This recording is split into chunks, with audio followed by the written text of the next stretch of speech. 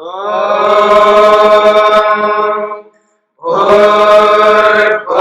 स्वः तत्सवितुर्वरेण्यं भर्गो देवस्य धीमहि धियो यो नः प्रचोदयात्।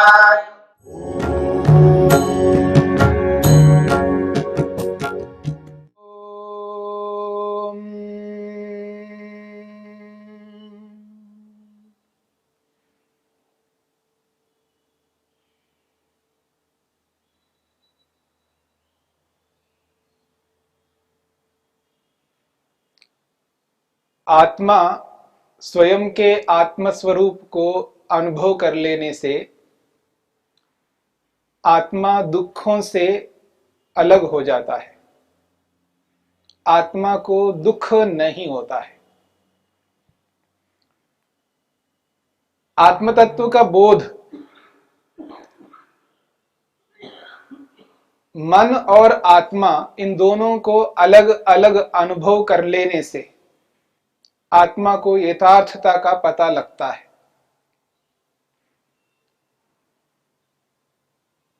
जब तक दूसरी वस्तु के साथ तुलना नहीं होती है तब तक स्वयं के बारे में अनुभूति वैसी नहीं होती है जैसी अनुभूति तुलना करने से होती है। जब व्यक्ति अपने आप को अनुभव करने लगता है तो वो अपने आप को अच्छा मानने लगता है। उसके सामने दूसरी कोई वस्तु और नहीं है जिससे अपने बारे में उसको एहसास हो सके। इसलिए वो खुद को देखने लगता है कि मैं तो बहुत अच्छा हूं, मैं तो ठीक कर रहा हूं, मैं जो भी सोचता हूं ठीक सोचता हूं। अपने आप को देखने लगता है तब जाकर के व्यक्ति दुखी रहता है, संतप्त रहता है। जब दूसरी वस्तु के साथ तुलना कर लेता है, स्वयं को दूसरी वस्तु के साथ तोल करके जब देखता है तब उसको एहसास होता है कि मैं तो ऐसा हूं, मैं तो कुछ और ही समझ रहा था। तो समझ में अंतर आ जाएगा व्यक्ति के अंदर, व्यक्ति के ज्ञान में परिवर्तन होगा। जब तक ज्ञान में परिवर्तन नहीं होता तब तक व्यक्ति दुखों से दूर नहीं हो सकता। जो भी आज व्यक्ति के मन में ज्ञान है उस ज्ञान से व्यक्ति दुखी हो रहा है। उस ज्ञान में बदलाव चाहिए, ज्ञान में परिवर्तन चाहिए। तो दो वस्तुओं को सामने रख करके देखना होगा, यानी स्वयं को और मन को आपस में तुलना करके देखना होगा। मन कैसा है और मैं स्वयं आत्मा कैसा हूं। तब उसको व्यक्ति को एहसास होता है ये मन तो बदलता रहता है, निरंतर निरंतर परिणाम को प्राप्त हो रहा है, विकार उत्पन्न हो रहे मन में, पर मुझ आत्मा में तो विकार उत्पन्न नहीं हो रहे। और जब स्वयं को ही देखने लगता है तब उसको स्वयं में विकार दिखाई देने लगते हैं। मैं बदल रहा हूं, अब देखेंगे मैं तो बहुत बदल गया हूं। व्यक्ति प्राय यही अनुभव करता है मैं तो बहुत बदला हूं, 1 साल पहले तो ऐसा था अब तो बिल्कुल बदल गया हूं, मैं बदल गया हूं, ऐसा अनुभव करता है व्यक्ति। ये जो बदलाव है वो आत्मा में अनुभव कर रहा है व्यक्ति। 10 साल पहले व्यक्ति तो कुछ और था, अब तो कुछ और ही हो गया। यानी आत्मा को ये समझ रहा आत्मा बदल चुका है, पर आत्मा तो कभी बदल नहीं सकता। बदलाव मन में हो रहे, आत्मा में नहीं हो रहे। परिवर्तन मन में, ज्ञान में जो बदलाव हुआ वो भी मन के अंदर है। वो ज्ञान, आत्मा के ज्ञान में कोई बदलाव नहीं हो सकता। आत्मा का जैसा ज्ञान है वैसा रहेगा। आत्मा में जितना ज्ञान है वो उतना ही रहेगा, उसमें कोई परिवर्तन नहीं हो सकता। ना आत्मा के ज्ञान में कमी हो सकती है ना बढ़ोतरी हो सकती है। जितना ज्ञान, जैसा ज्ञान आत्मा में वैसा ही स्थिर रूप में रहेगा। बदलाव हो रहे हैं मन में, तो मन के परिणामित्व को एहसास करके व्यक्ति दुखों से दूर होता है, दुखों से छूट जाता है, दुखी नहीं होता है और मन के प्रतिसंक्रमा को अनुभव करता है। मन दूसरी वस्तु के साथ घुल मिल रहा है। मन दूसरी वस्तु मन के साथ मिल रही है या मन दूसरी वस्तु के साथ मिल रहा है, दोनों में मिलाप हो रहा है। जड़ वस्तु में मिल रही है, पर आत्मा किसी जड़ वस्तु के साथ नहीं मिल सकता। इतना ही नहीं, चेतन के साथ भी नहीं मिल सकता। जिस प्रकार से एक जड़ वस्तु दूसरी जड़ वस्तु के साथ घुल मिलती है, ऐसे ही एक चेतन दूसरे चेतन के साथ घुल नहीं मिल सकता। इसलिए अपने अप्रतिसंक्रमा का एहसास करता है कि मैं घुल मिल नहीं सकता किसी के साथ, न चेतन के साथ न जड़ के साथ। तब और दुखों से छूट जाता है और जब अपने दर्शित विषया स्वरूप को अनुभव करता है, मैं खुद नहीं करता कुछ भी। जैसे किसी बड़े अफसर जो होता है, वो बैठा हुआ है, अपने निकटस्थ और लोगों को वो आदेश करता रहता है, प्रेरणा करता रहता है, बताता रहता है, ऐसा करो, ऐसा करो, ऐसा करो, ऐसा नहीं करना, ऐसा नहीं करना, ऐसा नहीं करना, केवल आदेश करता रहता है। और उसके इर्द गिर्द जो लोग रहते हैं, उसके नीचे जो काम करने वाले होते हैं, सारे के सारे काम वही लोग कर रहे होते हैं, बस केवल वो प्रेरक होता है। ठीक इसी प्रकार से मन को प्रेरित करता रहता है आत्मा, और मन करता रहता है, और आत्मा उस मन से कराता रहता है, बैठा हुआ एक प्रकार से, एक बॉस की तरह, एक अधिकारी की तरह बैठा हुआ है और मन के माध्यम से काम करवा रहा है, अहंकार के माध्यम से काम करवा रहा है, इंद्रियों के माध्यम से काम करवा रहा है, बुद्धि के माध्यम से काम करवा रहा है। खुद स्वयं कुछ नहीं कर सकता, इसलिए अपने दर्शित विषय के स्वरूप को एहसास करता है। मैं खुद नहीं कर रहा हूं, इनके माध्यम से मेरे को ये सारे विषय दिखाए जा रहे हैं, वो ला करके मेरे को एहसास करवा रहे। जब ये एहसास करता है, अनुभव करता है, तो भी बहुत सारे दुखों से और छूट जाता है। उसके उपरांत, उसके बाद भी कुछ ऐसे दुख हैं जिन दुखों से व्यक्ति को और छूटना है। दुख तो बहुत सारे हैं, और एक बहुत बड़ा दुख है मलिनता का, अशुद्धता का। इसकी आत्मा बहुत मलिन है, इसकी आत्मा बहुत शुद्ध है। ये जो मलिनता है, ये मलिनता मन में एहसास करता है, स्वयं में नहीं करता, क्योंकि दोनों की तुलना करके देख रहा होता है। जितना भी मल है, जिसको हम मल कहते हैं, अशुद्धि कहते हैं, वो सारा का सारा मन में है, आत्मा में नहीं है। आत्मा तो जैसा है वैसा ही रहेगा, आत्मा में कोई अशुद्धि नहीं हो सकती। अशुद्धि तब होगी जब उसमें अशुद्धि प्रवेश करे, कोई चीज उसके साथ आकर के चिपक जाए, उसके साथ जुड़ जाए, तभी वो अशुद्ध होगा। पर आत्मा के साथ कोई वस्तु आकर के चिपकती नहीं है, आत्मा में कोई दूसरी वस्तु प्रवेश नहीं कर सकती, आत्मा के साथ कोई वस्तु घुल मिल नहीं सकती, ना आत्मा जाकर के किसी से घुल मिल सकता। जब ऐसी स्थिति है तो आत्मा में वो अशुद्धि आएगी कैसे? तो आत्मा अशुद्ध कभी नहीं होता। फिर अशुद्ध कौन होता है? शरीर होता है अशुद्ध। यह आप सभी अनुभव करते हैं, प्रतिदिन शरीर अशुद्ध होता है। इस शरीर के साथ जितना आप साफ सफाई करते रहेंगे, उतनी अधिक मलिनता निकलती रहेगी। निरंतर मल निकलता जा रहा है शरीर में। कायमाधेय शौचत्वात्, महर्षि वेदव्यास ने कहा, इसको 24 घंटे व्यक्ति इसको साफ करता रहे तो भी इसमें अशुद्धि निकलती रहेगी। शरीर बहुत अशुद्ध होता है, इसीलिए हम स्नान करके इसको शुद्ध करते हैं। प्रातःकाल स्नान किया, सायंकाल तक फिर अशुद्ध हो जाएगा, फिर स्नान करो। और गर्मियों में आप देखेंगे पसीना निरंतर निकलता रहता है तो शरीर निरंतर अशुद्ध होता रहता है।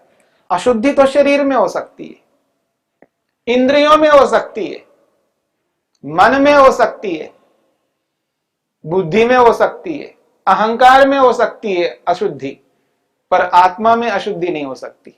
इसलिए आत्मा को कहा शुद्धा, चिति शक्ति ही शुद्धा। चिति शक्ति आत्मा को कहते हैं। आत्मा कैसा है? शुद्धा, शुद्ध है, पवित्र है, निर्मल है, आत्मा में कोई मल नहीं है। देखिए, एक ऐसा मोटा मल हम अनुभव करते हैं शरीर के साथ में। शरीर में जो मल आता है उसको हम अनुभव करते हैं। मन में कैसा मल आता है? मन कैसा अशुद्ध होता है? मन दो प्रकार से अशुद्ध होता है। जब मन में तमोगुण उभर जाता है, तमोगुण भी अशुद्ध है। सत्वगुण की अपेक्षा तमोगुण अशुद्ध है। और तमोगुण तब अशुद्ध होता है जब तमोगुण की आवश्यकता नहीं होती है। आवश्यकता के अनुसार तमोगुण मन के अंदर उभरता है, वो मल नहीं कहलाएगा, उसकी तो आवश्यकता है। शरीर को विश्राम देना है, वास्तव में विश्राम देना है। ज्ञानपूर्वक यह एहसास करता है व्यक्ति, शरीर थक गया है, क्लांत हो गया है, अब इसको विश्राम देना है, इसलिए रात्रि को इसको विश्राम दे देता है शरीर को, और तब तमोगुण को उभारता है। जो आज व्यक्ति चाहता हुआ भी नहीं सो सकता क्योंकि वो तमोगुण को उभार नहीं पाता है, और कोई व्यक्ति तमोगुण को उभार करके नींद ले लेता है। तो निद्रा की स्थिति में, रात्रि की स्थिति में जो तमोगुण को उभार करके जब सोता है, अपने प्रयोजन की पूर्ति कर रहा है, उचित रूप से कर रहा है, धर्मयुक्त कर रहा है, और ऐसा तमोगुण को उभार करके मन को तमोगुणी बना दे और शरीर को भी तमोगुणी बना दे, तो वो अशुद्ध नहीं कहलाएगा। वो अशुद्ध नहीं है, क्योंकि वो प्रयोजन को पूरा करने में सहायक है। प्रयोजन को पूरा करने में जो बाधक होता है वो अशुद्धि है। देखो, सो रहा है व्यक्ति, नींद ले रहा है, ऊंघ रहा है, कब?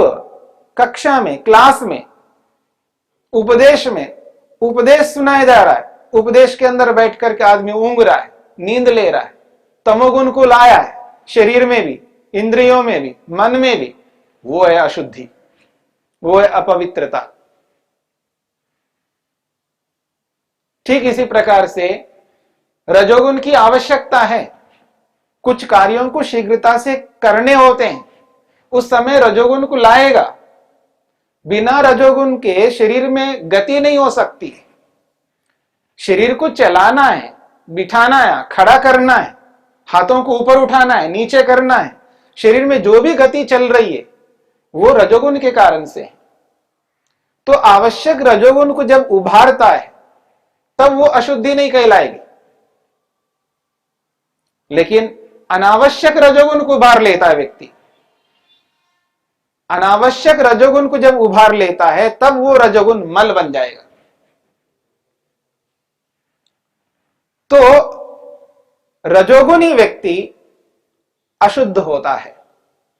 अनावश्यक रजोगुण को जब उभार लेता है शरीर में और मन में, तब वो मल कहलाएगा। सत्वगुण की अपेक्षा वो भी मल है। तो रजोगुण को उभारना, तमोगुण को उभारना, ये भी मल कहलाते हैं। ये एक प्रकार का मल है। मन के अंदर जो मल उत्पन्न होता है, अशुद्धि उत्पन्न होती है, वो रजोगुण के कारण और तमोगुण के कारण से। तमोगुणी व्यक्ति अशुद्ध है, रजोगुणी व्यक्ति अशुद्ध है। ये उस स्थिति में अशुद्ध माना जाएगा जब अनावश्यक स्थिति में, आवश्यकता के बिना ही वो तमोगुण को, रजोगुण को उभार रहा है, तब व्यक्ति को अशुद्ध माना जाता है। जहां आवश्यकता नहीं है चंचल होने के लिए, फिर भी वो चंचल हो रहा है, तो माना जाएगा ये अशुद्ध है। जहां आवश्यक नहीं है वहां फिर भी तमोगुण उभरा होगा। दिन में कार्य करना है, निठल्ला बैठा हुआ है, उद्यम नहीं कर रहा है, मेहनत नहीं कर रहा है, पुरुषार्थ नहीं कर रहा है, आलसी बन करके बैठा हुआ, यानी तमोगुण को उभारा है, वो अशुद्धि है, अपवित्रता है। जहां एकाग्र होकर के कार्य करना है, मन लगा करके कार्य करना है, वहां एकाग्र नहीं हो रहा है, रजोगुणी बन करके चंचल हो रहा है, चंचलता से कार्य कर रहा है, इसका मतलब है अशुद्ध है। ये एक प्रकार की अशुद्धि है। दूसरी अशुद्धि है ज्ञानात्मक। ज्ञानात्मक अशुद्धि है। एक मां अपने बेटे से जुड़कर उस बेटे को खिला रही है और बेटा मना कर रहा है, नहीं खाना है, बस हो गया, फिर भी वो खिला रही है, जबरदस्ती खिला रही है उसको। वो मना करता जा रहा है फिर भी खिला रही है। वो दूध नहीं पीना चाहता फिर भी वो जबरदस्ती पिला रही है। तो बहुत सारी क्रियाएं मां अपने बेटे के साथ कर रही होती है, वहां उसके मन में जो ज्ञान चल रहा होता है वो ज्ञान अशुद्ध ज्ञान माना जाएगा।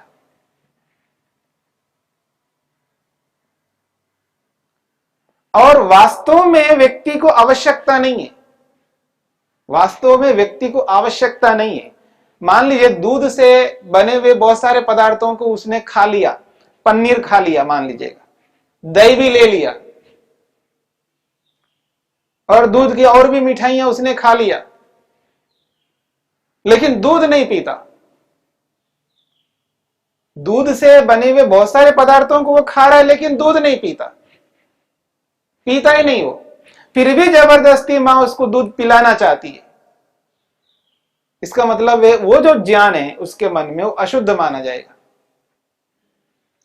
तो ज्ञानात्मक अशुद्धि मन के अंदर बहुत अधिक होती है व्यक्ति के अंदर। पर ऐसी अशुद्धि, ज्ञानात्मक अशुद्धि आत्मा में नहीं हो सकती। हाँ, ये अनुभव करना है।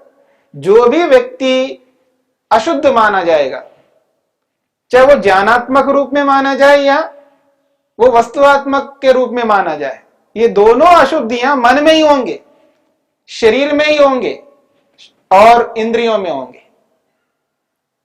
शरीर में, इंद्रियों में और मन में ये दोनों प्रकार की अशुद्धियां रहेंगी, ज्ञानात्मक भी और वस्तुआत्मक भी। मन में रहेंगे, इंद्रियों में रहेंगे, शरीर में रहेंगे, परंतु आत्मा में नहीं रहेंगे। आत्मा तो शुद्ध है, वो किसी प्रकार की अशुद्धि आत्मा में नहीं हो सकती है, ज्ञानात्मक भी नहीं हो सकती है, वस्तुआत्मक तो कहां से होगी। वस्तुआत्मक अशुद्धि तो वस्तु के बदलाव से और वस्तु के अंदर जो ज्ञान है उसके बदलाव के कारण से अशुद्धि मानी जाएगी, परंतु आत्मा में कोई बदलाव होता ही नहीं है, कोई परिवर्तन आता ही नहीं है, ना वस्तु में परिवर्तन ना ज्ञान में परिवर्तन, दोनों में परिवर्तन नहीं होता, इसलिए उसका नाम है शुद्ध। शुद्ध आत्मा है, पवित्र आत्मा है, निर्मल आत्मा है। आत्मा में किसी प्रकार की अपवित्रता नहीं हो सकती। और जब कभी भी आत्मा को कहा जाता है इसकी आत्मा मलिन है, ये अशुद्ध है, तो समझ लेना वहां आत्मा से मन को ग्रहण करना है। इंद्रियों को भी ग्रहण कर सकते हैं और शरीर को भी ग्रहण कर सकते हैं। शास्त्रों में शरीर के लिए, इंद्रियों के लिए, मन के लिए भी आत्मा शब्द का प्रयोग आता है। आत्मा शब्द से शरीर का भी ग्रहण होता है, इंद्रियों का भी ग्रहण होता है, मन का भी ग्रहण होता है। फिर भी कोई व्यक्ति वास्तव में आत्मा को बोल रहा हो, इसकी जो आत्मा है, जो चेतन आत्मा है, इसकी चेतन आत्मा के अंदर बहुत मल है, ऐसा कोई कहता है तो वो जानकार नहीं होगा, अनजाने से वो ऐसा कह रहा है। आत्मा कभी अशुद्ध नहीं हो सकता, अपवित्र नहीं हो सकता, उसमें जैसा ज्ञान है वैसा ही ज्ञान रहेगा, उसमें कभी परिवर्तन नहीं हो सकता। जितना भी ज्ञान आत्मा का स्वयं का है वो वैसा का वैसा रहता है, उसमें किसी भी प्रकार का परिवर्तन नहीं होता है। जो भी परिवर्तन होता है वो मन में होता है, इंद्रियों में होता है और शरीर में होता है। तो जो मन के अंदर ज्ञान आज है, हमारे मन में बहुत सारा ज्ञान है, भरा हुआ है ज्ञान। जब से हम लोग होश में आए तब से लेकर आज तक जितना भी हमने जाना है, बाहर से जानकारी प्राप्त किया, वो सारा का सारा ज्ञान मन में विद्यमान है। उसी मन में विद्यमान ज्ञान को ही अशुद्ध माना जाएगा, अपवित्र माना जाएगा। एक ज्ञान की अशुद्धता है और दूसरा वस्तु की अशुद्धता है। तो दो प्रकार की अशुद्धि मन में, इंद्रियों में, शरीर में है, आत्मा में कभी नहीं है। आत्मा हमेशा शुद्ध रहेगा, पवित्र रहेगा। इसका एहसास जब व्यक्ति करता है तब व्यक्ति को बहुत सारे दुख नहीं होते हैं, जिसके अशुद्धि के कारण से, अशुद्धता के कारण से स्वयं को बहुत दुखी एहसास करता है, दुख अनुभव करता रहता है कि मैं दुखी हूं, अशांत हूं, अतृप्त हूं। ये ज्ञानात्मक अशुद्धि के कारण से ऐसा होता है। उसको हमें बदल करके स्वयं को शुद्ध स्वीकार करते हुए हम बहुत सारे दुखों से बच सकते हैं।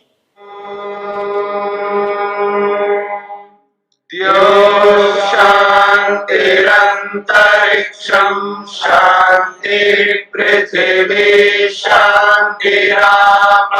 शांतिरोषधयः शांति वनस्पतयः शांतिर्विश्वे देवाः शांतिर्ब्रह्म शांति सर्वं शांति शांतिरेव शांति क्षमा शांतिरेधि।